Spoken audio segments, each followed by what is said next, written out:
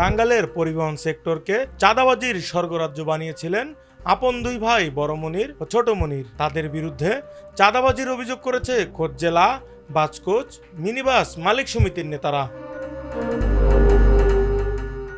অভিযোগ রয়েছে ১০০ টাকার আমানত কুপন ছাপিয়ে মালিক সমিতির নামে চাঁদা উঠত বছরে প্রায় ২ কোটি টাকা। বছর শেষে এই টাকা মালিকদের ফেরত দেওয়ার কথা থাকলেও তা দেওয়া হয়নি কখনোই।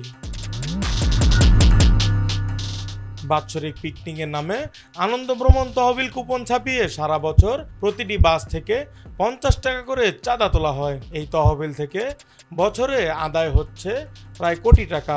সব মিলিয়ে বছরে মোট চাঁদা আদায় হতো ৭ থেকে ৮ কোটি টাকার মতো।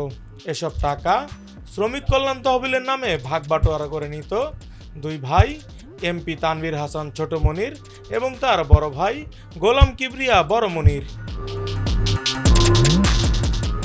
অভিযোগ রয়েছে জেলা মালিক সমিতির একচ্ছত্র নিয়ন্ত্রক হিসেবে চাঁদার টাকার একটি বড় অংশ লুটপাট করেছেন শহর আওয়ামী লীগের সভাপতি, জেলা বাসকোচ মিনিবাস মালিক সমিতির মহাসচিব গোলাম কিবরিয়া বড়মনি। তার দাপটে মালিকরা ছিলেন অসহায়।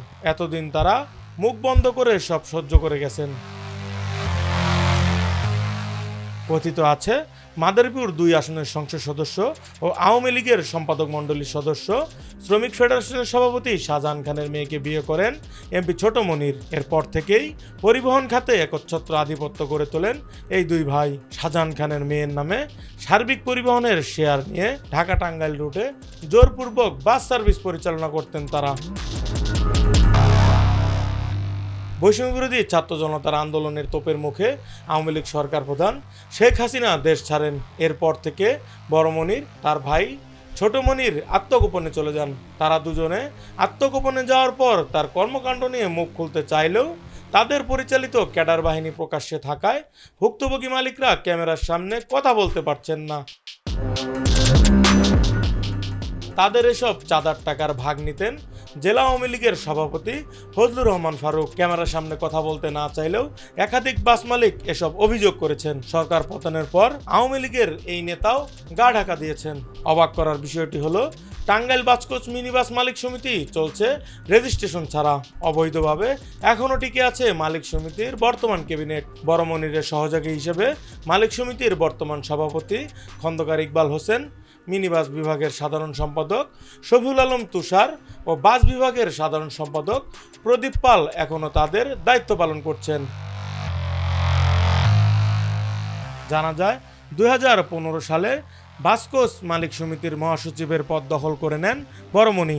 তারপর একাদশ জাতীয় সংসদ নির্বাচনে তার ভাই ছোট মনির টাঙ্গাইল ২ গোপালপুর ভুয়াপুর আসনে আওয়ামী লীগের মনোনয়ন পেয়ে এমপি নির্বাচিত হন। এরপর থেকে জেলার প্রায় সবকিছু তাদের নিয়ন্ত্রণে আসতে থাকে। বাস মালিকরা জানান টাঙ্গাইল জেলা বাসকোচ মালিক সমিতিভুক্ত গাড়ির সংখ্যা ৮০০-র মতো।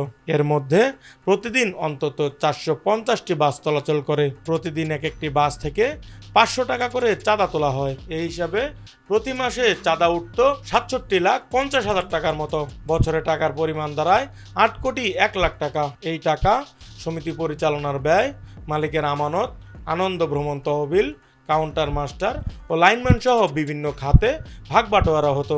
এসব বিষয়ে জানতে টাঙ্গাইল জেলা বাসকোচ মালিক সমিতির মহাসচিব গোলাম কিবরিয়া বড় মনির তার ছোট ভাই তানভীর হাসান ছোট মনিরকে ফোন দেয়া হলে তাদের মোবাইল ফোন বন্ধ পাওয়া যায়।